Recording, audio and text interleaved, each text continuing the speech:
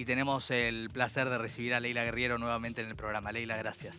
Hola Maxi, ¿cómo estás? Muchas gracias por este regalo de Valeria. Qué talentosa que sos. Qué talentosa, ¿no? Sí. Qué actriz. Y además, como pasa con actores y actrices que valoran de verdad a los autores y autoras, mirá, el contexto para hablar de los suicidas que armaron aquí los chicos, hay una valoración de la palabra y una cosa nerviosa, ¿no? De los intérpretes también, de si estuvo bien leído, ¿no? No, sí, claro, ella es estupenda. ¿Cómo podría hacerlo mal? Claro. No hace nada mal. Pensaba, releyendo el libro, ¿cómo te llevas con el libro a la distancia, con este libro, con Los suicidas del fin del mundo, y cómo lo ves al cabo del tiempo, ¿no? Porque uno deviene, me imagino, como autora va mutando permanentemente. Sí y no, porque digo, me parece que hay algo que se inauguró con este libro, que es una manera de contar bastante seca, bastante ascética, bastante astringente, diría yo, ¿no? En el sentido que es una prosa como muy pegada al hueso, muy carente o sea, con un artificio, pero que tratando de esconder mucho ese artificio. Sí.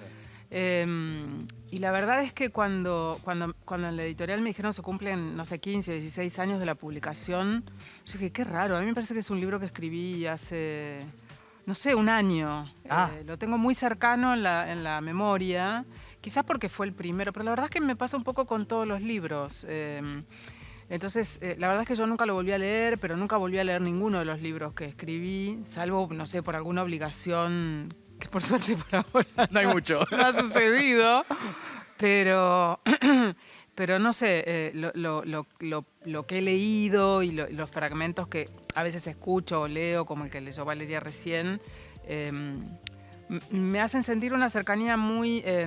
me reconozco mucho en esa prosa, en esa manera de contar, sí. Esa voz sigue siendo tu voz, digamos. Creo que sí, seguramente si uno sostuviera siempre la misma voz para contar todo, sería un narrador, quizás lo sea, no lo sé, un narrador muy precario, con muy pocos recursos. Entonces no se puede usar la misma, el estilo está, la voz propia está, pero por supuesto, uno cambia, lo que no quiere decir que ese cambio sea para mejor. A lo mejor con el tiempo uno se estropea. A mí me da un poco de gracia, debo decirlo, porque se lo dije cuando llegó hace un ratito a Leila. Esta sensación que a uno le da cuando te escucha hablar de vos misma como autora, ¿no? Y lo que nos pasa a tus lectores. Hay gente que de pronto hoy está sentada acá en la redacción que llegó un rato antes para escucharte y después cumplir con parte de su trabajo porque te admira. O gente que te dice, quiero que por favor denle el libro para que me lo firme, etc. Sí. ¿Cuál es tu percepción de vos misma como autora? No sé, creo que mi percepción de mí misma como autora, no sé si tengo esa percepción, me imagino que aspirarías a una respuesta un poco más, no sé, audaz o inteligente que la que voy a darte, pero siento que soy una persona que básicamente trabaja mucho. Pico y pala. Sí, y es como la voluntad, ¿no? La voluntad del trabajo, la voluntad del hacer.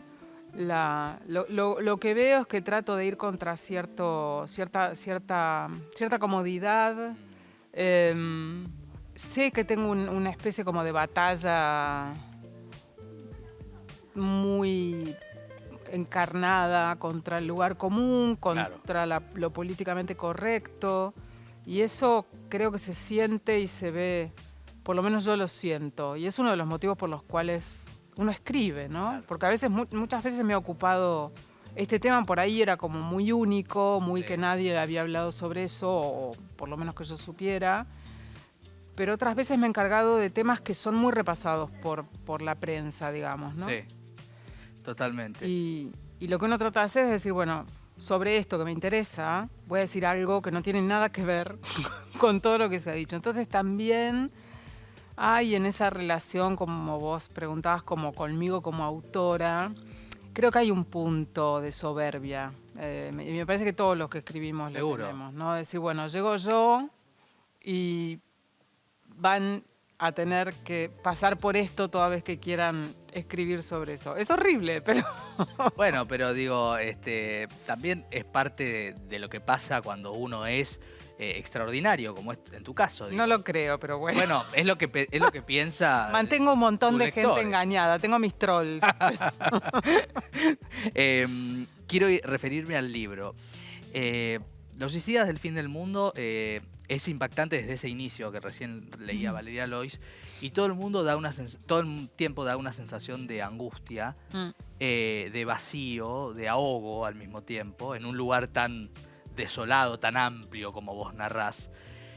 Y lo pensaba en relación a este tiempo que estamos viviendo y a las juventudes, que son las protagonistas en parte del libro, no solamente sus familias. Claro. Y esta cosa también de vacío que vuelve a haber, ¿no? En este tiempo pandémico y que estamos transitando. También en eso es como que tiene una vigencia muy grande el libro, ¿no? Sí, creo que sí. Digamos, el libro cuenta la historia de 12 personas muy jóvenes que se suicidaron en un pueblo, una ciudad llamada Las Heras, en el medio de la meseta patagónica, que es la Patagonia menos folclórica. Claro, sin glaciares. Sin glaciares, sin ballenas, sin lagos, sin nada de todo eso. En un periodo de tiempo muy corto, 1 año y medio, se suicidaron un montón de personas jóvenes muy conocidas. Creo que el libro conecta con esta sensación de vacío de la época, de incertidumbre, de falta de futuro, de falta de porvenir. Y creo que eso afecta mucho a esas capas etarias, por decirlo con una frase muy fea, muy jóvenes, a las cuales, digamos, por un lado no se las escucha, porque siempre me causa mucha gracia y desazón esa frase que dice los jóvenes son el futuro, pero los jóvenes la verdad es que los dejamos participar en muy pocas cosas de ese futuro que supuestamente es de ellos, ¿no? Sí. Digo, ¿cuántos jóvenes deciden leyes? ¿Cuántos jóvenes participan? ¿Cuántas veces se les pregunta qué querrían hacer? Muy pocas. Y por otra parte, en toda esta situación pandémica se han transformado como, digamos, en el discurso público, en un problema. Son los irresponsables, son los que hacen fiestas clandestinas, son los que no hacen caso, los que quieren matar a sus abuelos. Bueno, un discurso con el que yo claramente no estoy de acuerdo, más allá de que por supuesto no estoy de acuerdo con que hagan fiestas y se contagien entre todos. Por supuesto. Pero me parece que no se les ha dado voz, y me parece que claramente la salud mental de toda esa gente, de todos, está muy afectada. Pero en particular de los chicos, de los más chicos, digo, de los más jóvenes, que van como hacia ese futuro hacia el cual vamos todos sin saber demasiado bien qué hay. Van también de una manera bastante más precaria que todos, los que ya tenemos un recorrido. Porque si ahora tenés 18 años o 17, estás entrando a la universidad y vas a estudiar una carrera, tampoco sabes muy bien qué cuernos vas a hacer con esa carrera en un mundo que no se sabe, que nadie te da certeza.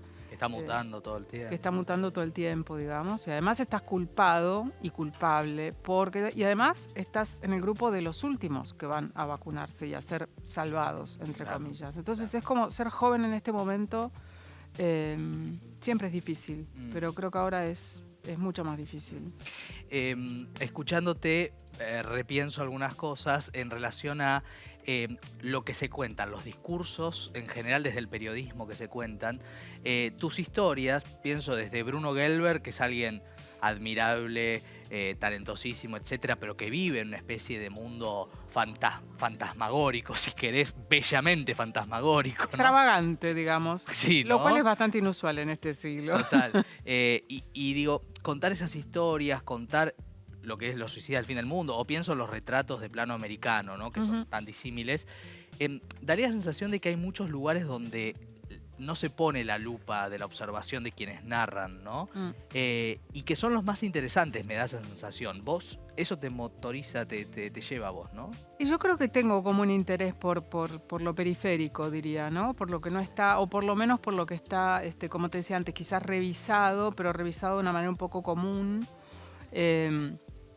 El mismo Bruno Gelber. Digo, él es una persona fascinante, muy interesante y todo, pero en las notas que se habían publicado yo veía como un interés siempre por las mismas cosas, ¿no? Que contara tal anécdota, que dijera lo que sentía cuando tocaba Beethoven. Y vos hablas con él y es un mundo, hay un universo en la cabeza de esa persona. Entonces es alguien que es muy evidente y que en cierta forma sí está en la periferia por tratarse de un músico de élite, ¿no? La élite también es una periferia. Sí, tengo interés por esas periferias que no siempre son marginales. Me interesa lo que no está en el centro de la escena. Sí.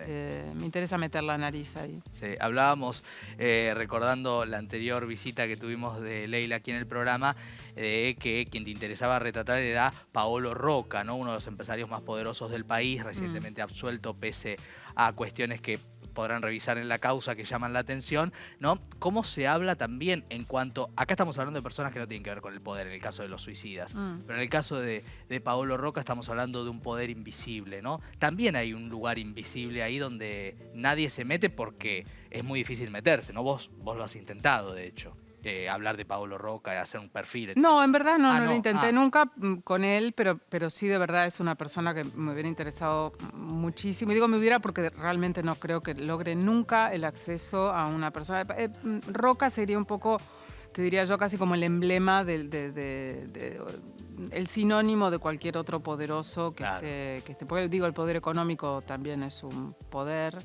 Y me parece que tendemos los periodistas a veces tendemos a contar más bien la periferia, pero marginal, ¿no? No la periferia del poder. Y el poder también es, o sea, digo, es obviamente muy central, pero personas muy poderosas suelen permanecer más bien en la discreción de la sombra, digamos, ¿no? No están habituadas a por ahí tener... a que un periodista tenga este acceso que yo pido, necesito para hacer un perfil, que es como muchas entrevistas, mucha tarea de observación. Es muy difícil hacer eso y yo creo que a mí las clases altas o el poder no tan evidente, porque el poder político por ahí es como el más evidente, ¿no? Sí, claro. El poder económico me interesa mucho porque si bien vos hablabas como de esta cosa invisible, la verdad es que termina teniendo consecuencias muy concretas en la vida de todos nosotros. Absolutamente, ¿no? Incluso las que no percibimos, ¿no? Sí, es mucho más difícil de contar también, porque también ahí tenés que ir sin prejuicio. O sea, no podés hacer un perfil de alguien con ese, por supuesto, informada, por supuesto, con una mirada propia, pero sin prejuicio, o sea, sin esta idea de, así como a uno no se le ocurriría ir a entrevistar a una persona muy humilde y que acaba de pasar por un dolor horrible, como la mamá o el papá o el hermano o la novia de una persona que se suicidó, uno no iría con brutalidad.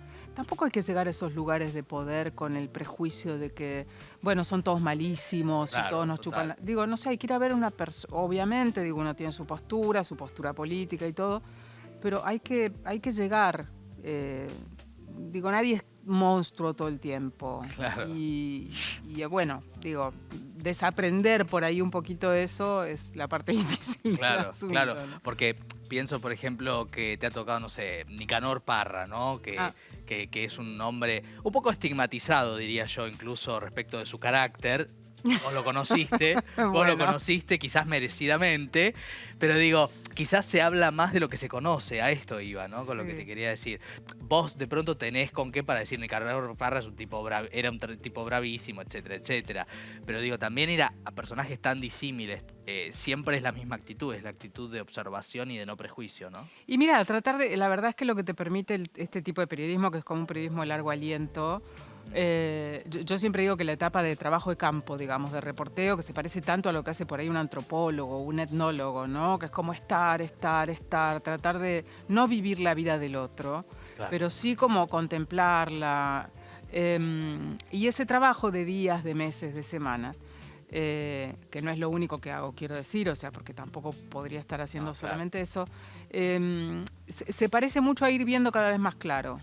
Entonces vos llevás como periodista una enorme cantidad de información, pero a medida que vas avanzando en eso que se puede llamar investigación, reporteo, trabajo de campo, también vas viendo cada vez más claro. O sea, hacer ese trabajo de reporteo es como ir lavando, limpiando la mirada y ver las cosas buenas y ver también las cosas muy malas. La mayoría de las veces uno se encuentra con cosas muy complejas y complicadas a la hora de narrar, digamos, ¿no? Cuestiones contradictorias, muy antipáticas, muy incorrectas, para ponerlas en la luz, ¿no? Pero más allá de eso, yo creo que uno nunca llega a conocer del todo a otra persona a fondo como para presumir de tener la verdad revelada acerca de esa persona. Uno puede tener una mirada más a fondo y por tanto una mirada más completa que otras personas, digamos, ¿no? ¿Y qué te sucede, Leila, con el periodismo cotidiano? ¿Te interesa, no te interesa? ¿Tenés una cierta distancia? Porque cuando uno lee ciertas plumas, la tuya, no sé, la de Caparrós, vamos a pensar, Villoro, digo, gente me que... pones ahí como en como en una vara muy alta. Bueno, pero son personas que uno, ante la catarata, cuando uno, por ejemplo, empieza a leer portales diariamente, hay plumas ante las cuales uno se puede realmente, o se quiere detener. Después hay noticias que pasan, ¿no? Que la firma a veces no hace la diferencia respecto de otros, esto quiero decir. Y ahí nos cabe las generales de la ley, digo, a la mayoría. Pero a vos, ¿qué te pasa con el periodismo cotidiano? ¿Estás detrás de lo que pasa? ¿Te mantenés un poco al margen, concentrada en otras cuestiones más profundas? Mira, una mezcla de las dos cosas. Estoy muy interesada, o sea, leo muchos medios también, no solo de acá, sino regionales, ¿no? Sí, me interesa mucho. La prensa de la región, que son diarios de Colombia, de Chile. Estoy como interesada desde hace muchos años, que me siento muy provinciana, sin que esto sea peyorativo, digamos, pero es algo contra lo que yo siempre trabajé, la cosa de sentirme como en un lugar chiquito. Claro. Entonces leo mucho y lo que vos mencionabas, bueno, Caparrós, Villoro, que son tipos que yo admiro muchísimo. Claro, vos lees una columna de Caparrós o de Villoro sobre algo que está pasando y seguramente te va a abrir una mirada, puedes estar de acuerdo o no, pero te va a abrir una mirada sobre algo que no habías visto de esa manera y eso es lo que uno busca en una columna de opinión, digamos. Claro. Pero el periodismo no es nada más. De hecho, creo que hay un exceso, no por las de Caparrós y Villoro, que por mí leería 14 por día, pero hay como un exceso de opinión. Me parece que los diarios están poniendo todos los días en la portada, lo que más ves es como el análisis. El periodista delante de la noticia, ¿no? Bueno, la columna de opinión es eso. Claro. A veces, digamos, no debería ser así, pero es como la importancia de una firma o un análisis. Me preocupa más cuando el periodista está delante de la noticia o la mirada del periodista está delante de lo está simplemente confirmando una teoría previa que desarrolló en la soledad mientras se da una ducha, digamos. Cuando veo eso presentado como una noticia. Eso sí me molesta, me incomoda. Y está además decir que hay mucho de esto, ¿no? Sí. No creo que podamos hacer generalizaciones, pero sí siento un poquito eso, como que la calidad de la mirada está a veces un poquito devaluada, digamos, sí. ¿No? Que no se ponen todas las... Hasta te diría que uno extraña el periodismo viejo, en el sentido de que una nota no puede salir si no tiene fuentes, claro. si no están fuentes de las dos posturas. Sí.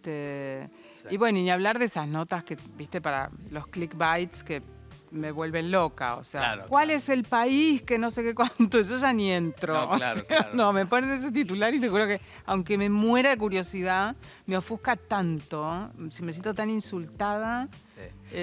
Que no. Te quiero preguntar algo que también está muy atravesado por lo que pasa hoy en la Argentina en cuanto al periodismo. La sobreideologización del periodismo, sobre todo político. Más allá de que, por supuesto, todos tenemos una postura, una visión y demás. ¿Es un problema para hacer buen periodismo? Yo creo que sí, me parece que no es un problema de la Argentina nada más. Yo lo veo, y a eso me refería cuando te decía trato de no ser provinciana. Sí. Yo lo veo en todas partes. O sea, si mirás programas de tele españoles o lees la prensa española y sobre todo eso, lo que sería el equivalente al panelismo, digamos, llevado al medio gráfico, eso se repite en Colombia, se repite en México, se repite en Chile. Es como una especie de pandemia. Podemos utilizar pandemia esa palabra que no la usamos hasta ahora. Dios mío, ¿qué estamos haciendo? Yo creo que es un problema, y sí creo que es un problema, no sé si la sobrepolitización, no sé qué palabra utilizar. Sobreideologización. Sobreideologización. Sí,